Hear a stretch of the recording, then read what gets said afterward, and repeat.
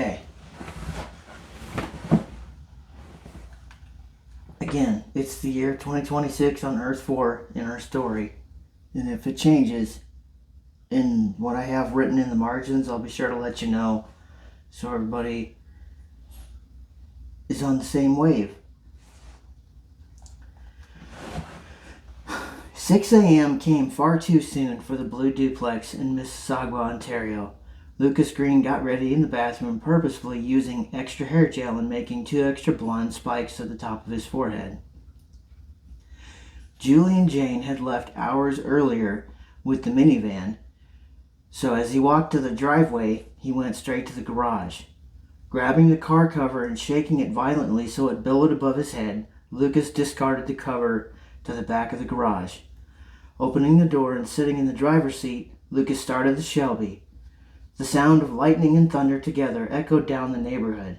Lucas backed out of the garage and down the driveway, even with the duplex, finally revving it in neutral before killing the engine. Getting out and opening the trunk, he checked 2 shoeboxes to make sure his and Jane's old sneakers were still there, which they were. Time-traveling sneakers. Now scavenging around the entire duplex, Lucas collected and loaded the trunk of the Shelby with several other items. Closing the lid, Lucas went into the kitchen and cooked breakfast for the girls and himself. Lucas slowly turned the doorknob to the twins' bedroom, gliding the door open. Time to get up.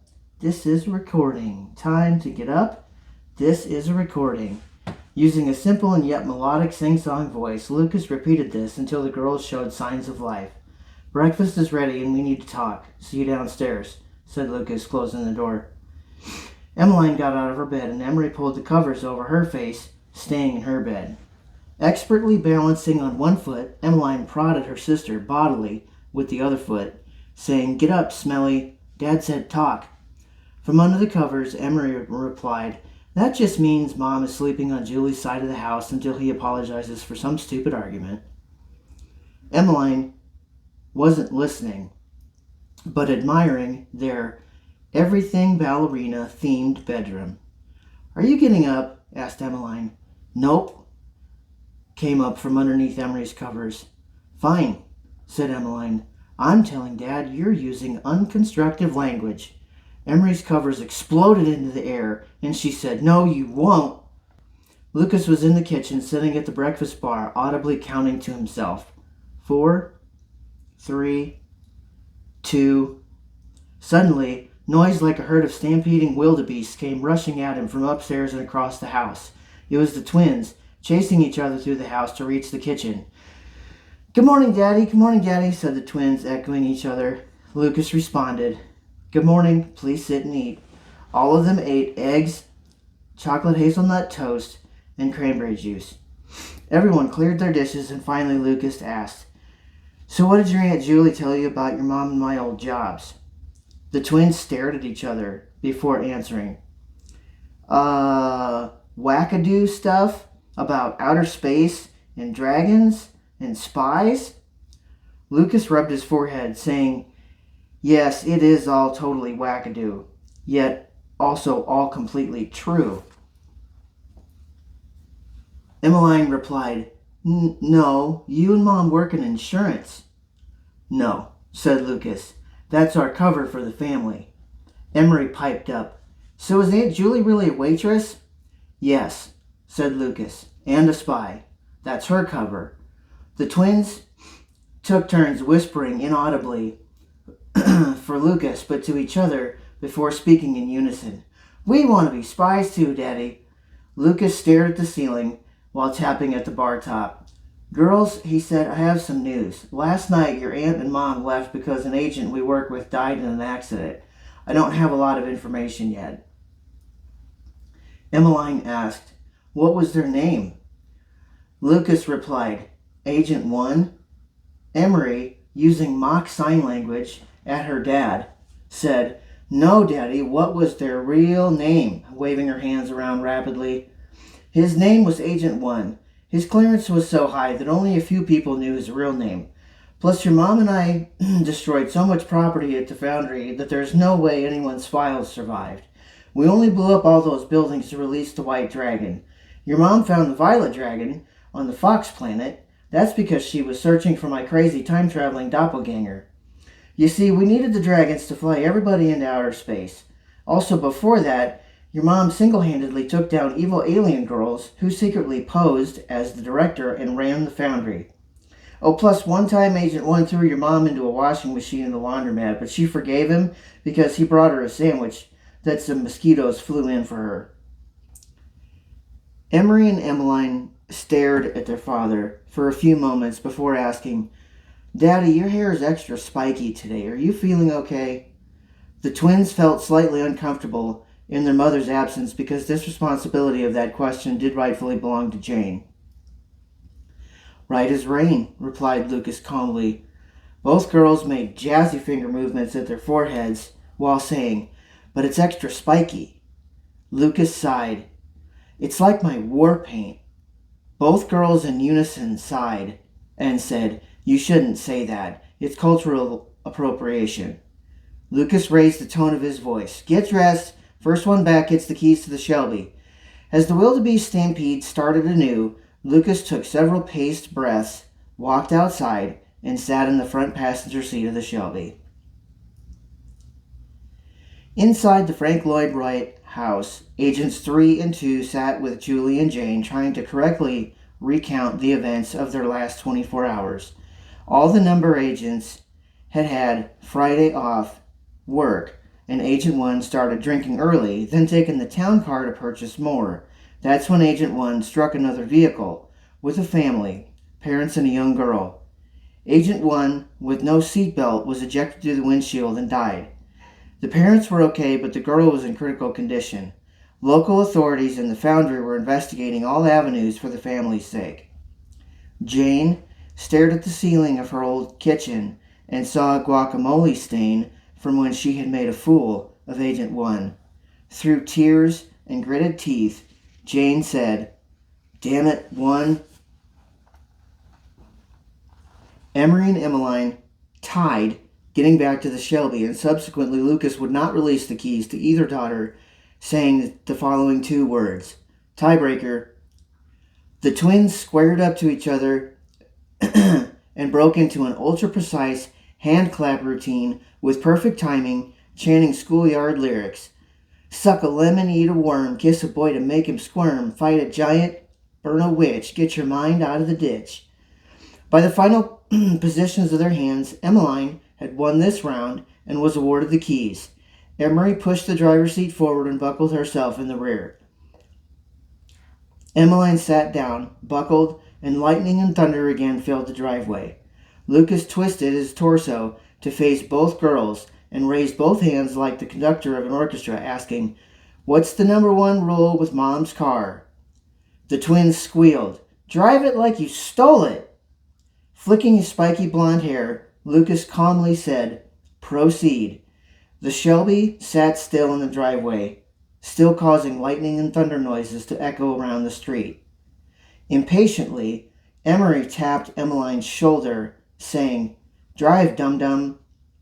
Emmeline was zen, saying calmly, "Be quiet, Smelly. I'm doing the thing." Emery leaned back and silently mouthed the sentence, "I'm doing the thing." Emmeline was in fact feeling the idle and vibration of the car as if it were one of her own emotions. "I got it," said Emmeline. The lightning and thunder sounds of the camshaft and the exhaust shocked and boomed throughout the neighborhood.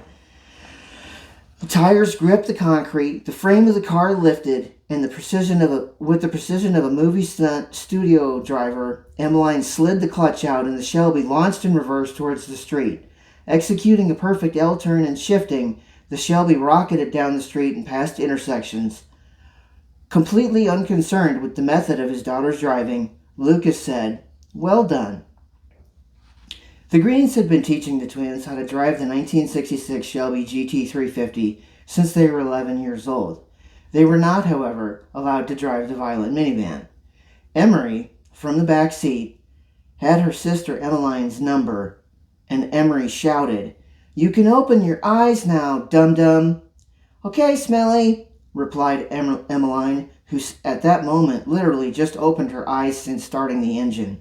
Whatever helps you sleep at night. Somewhere, light years from anywhere, Amatista, with her long dusty violet gown, and Lulia, with her brilliant white and rainbow-accented gown, were staring intensely deep into the cosmos. Lulia spoke. I am noticing just exactly how...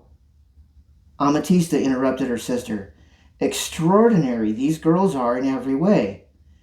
The Mason commented. 7-to-1 odds says they're more entertaining than their mother. Felix and Felicity fist-bumped each of the Mason's large fists.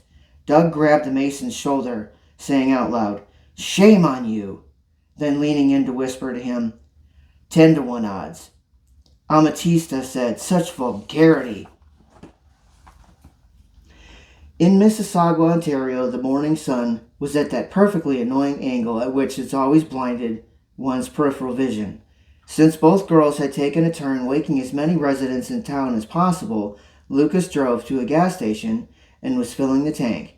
He also directed the girls to empty the contents of the trunk and place everything in the back seat. What is all this trash? They asked their dad. All that trash, replied Lucas as he hung up the pump handle, is going to save your asses. With everyone seated again, Lucas continued to direct the twins. Okay, switch shoes, put these on. Emery opened her shoebox and said, Vomit. Emmeline opened her shoebox and said, These are hideous, Daddy. 1, said Lucas. The girls promptly switched their shoes, followed by Lucas producing an asymmetrical gray hexagon from under the floorboard carpet overlay. Lucas explained the full purpose and operation of the Time Machine shoes and pad, along with Ocean's Field Agent Handbook. He also re-explained the laser, the cereal ball, and the brick phone, adding, hopefully, you don't actually have to use the phone. There were also 2 backpacks with several types of currency. Now, said Lucas, I have a flight to catch, and you 2 girls want to be spies too, so here goes something.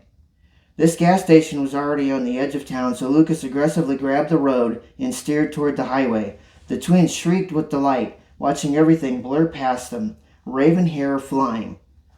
Lucas knew this highway well, which leveled out to a straightaway, and once he reached that section, he pushed the Shelby harder and harder with his current speed at 129 miles per hour. The girls moved around in their seats, looking at each other and then at their father. The speedometer read 136 miles per hour, and then Lucas shouted over the wind, 144! Pay attention! 144! After a moment, zap, bip, snap! The year is now 2001, 25 years in the past. The 9-foot-tall, emaciated creature in the shadows of the trees was now curious. Never before had it heard the sound, zap, bip, snap, followed by lightning and thunder. But these noises were not why the creature was curious. The creature was sure it had heard shrieks and screams. That was the sound that soothed the cold and staved off the hunger for a time. The creature had just fed, its red eyes burning bright and hot, and with this oversized blue eel-like tongue, it was cleaning lukewarm blood from its all-bone face. The creature now felt immune to the sharp wind, and unadulterated power surged through its wretched body. The creature loved the sounds of those shrieks and screams. The sounds were young and full of power. The creature shifted its position behind the trees and produced a rhythmic guttural clicking noise from somewhere behind its all-bone face.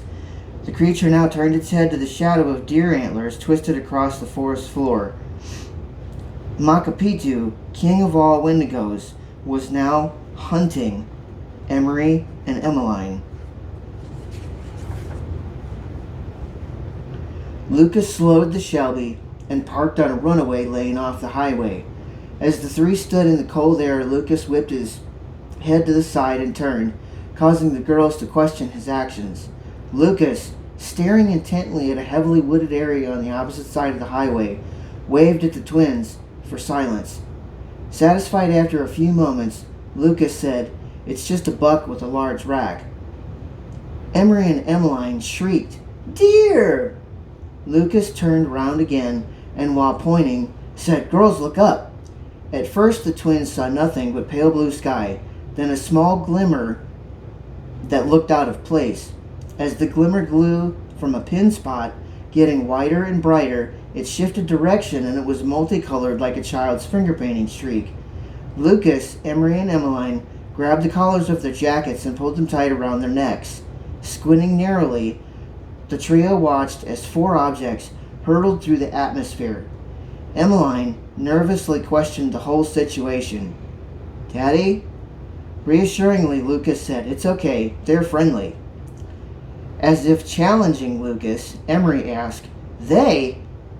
Just then, a bright blue flame, an assortment of gemstones, a tree, and a pile of mirror shards, all in the basic shape of humans, touched down in front of them, and the strong wind subsided. The group of seven observed each other in silence. Then, breaking the silence, Inferno androids spoke. "Greetings, young Jane units." Spinning on their heels to their dad, back to the androids. Twice again, the twins spoke rapidly in unison. "What the fuck did he call us?" Lucas was laughing. Ligneous android spoke next. "Most assuredly, you are the young Jane units." Lucas broke in saying, "Parental conversation override number 3. This is Emery, and this is Emmeline," gesturing to each daughter in turn. "Girls," Lucas continued, "this is Inferno, Ligneous, Bijou, and Echo androids, the 4 cosmic androids." Bijou spoke. "Our numbers were 6, and then," Lucas quickly interrupted, "parental conversation override number 3. The twins shook their heads at their father, giving him the scrunched up nose with confusion face. Echo chose now to speak. "Emery, Emmeline, we are glad to meet you, and we come bearing gifts." Echo stooped over and spread his arms wide as Emery and Emmeline's pupils dilated. Bijou removed 2 gemstones from her body, each the size of a peach pit. Ligneous gave each girl 1 acorn. Bijou said, "Turn, please." The twins turned around and Bijou reset their hair in high ponytails, concealing the gemstones and acorns in their hair. Ligneous stated, "Acorns and gemstones shall function as transmitters and receivers, so you can summon us for assistance." "Thank you," said the twins. It was now Inferno's turn, as he produced 2 tungsten vessels the size of the twins' fists. "These vessels," said Inferno, "contain the power of my fire, rare and powerful." "Thank you," said the twins. "Ligneous and I," said Echo, "we cooperated on this gift for you, Emery." With 2 hands, Echo presented an 18-inch long overall machete with a highly polished oak handle and a 12-inch blade that had been burnished so brightly it had a mirrored surface on both sides. There was also a leather sheath and a sling. "Thank you," said Emery. "It's heavy." "Yes," said Echo. "It is pure silver." "Dad," said Emmeline, "what gives? Why does she get a weapon?" Lucas was jogging to the Shelby, reached under the driver's side rocker panel, and huffing back, said, "That's because your mom's shotgun is now yours." Incredulous, the twins cried, "Mom has a shotgun? That's been there this entire time?" Handing the shotgun to Emmeline, Lucas sniffed his nose, furrowed his brow, and said flatly, "Yeah?" Echo handed Emmeline a box that rattled and said, "For your mother's weapon, 12 pure silver shot shells." Just then, Echo tensed up all of his mirror scales to better view something. "Echo, what is it?" said Lucas. "Trees," said Echo, pointing to the highway. Lucas looked. "That's just a deer." Echo whispered to Inferno, who replied, "Do not engage. We will summon her." In a blur, all the androids took form to fly. Bijou snatching Lucas and putting him on her back, saying, "Time for work." Lucas had time for quick goodbyes. "Almost forgot. Girls, what year is it?" The twins stated. It's 2026. No, said Lucas. Right now it's 25 years in the past. 8 years before you were born. And I have a job in New York City. Emery asked loudly, What job? Lucas replied, I'm an explosives expert. The four cosmic androids flew, Bijou with Lucas, and Inferno Lignius and Echo toward outer space. The twins watched the rapid streaks of colors fly away, and Emmeline and Emery said, Why are we learning so much about our parents today? Emery replied, Bruh. Somewhere, light years from anywhere, Inferno burned hot and bright, and Echo caught his light and diverted it with one of his mirrors, putting it directly in Felicity's field of vision. Back in 2026 now, inside the Frank Lloyd Wright house, Julie and Jane were asleep on a bed, still fully dressed in the clothes they arrived wearing. Agent 2 was asleep on the sofa. Agent 3 was on the phone with county offices, making several arrangements and appointments, leaving note cards in the kitchen to double check his progress. Now back to 2001 on Earth 4. Approximately 40 kilometers west of Mississauga, Ontario, four nimble hands posed and began the ultra-precise hand-clap routine with perfectly timed schoolyard lyrics. Suck a lemon, eat a worm, kiss a boy to make him squirm, fight a giant, burn a witch, get your mind out of the ditch. Hand position declared Emery the victor, and snatching the Shelby's keys from the roof of the vehicle, she stowed her gear and started the car. Emmeline closed her door and asked, What do you think Echo saw in the woods? I don't even care right now. We're like blessed mercenaries, dum-dum, said Emery. It's like we're unkillable. The Shelby roared off down the highway, raising curiosity. Makapitu shifted its weight while its long claws excised bark from the tree it had hold of. In perfect tonal mimicry, the bone-faced creature spoke. Mercenaries, dum-dum, unkillable. Instantly, Makapitu sprinted after the Shelby, keeping to the thick trees, and followed the delicious and powerful shrieks and screams, following the lightning and thunder.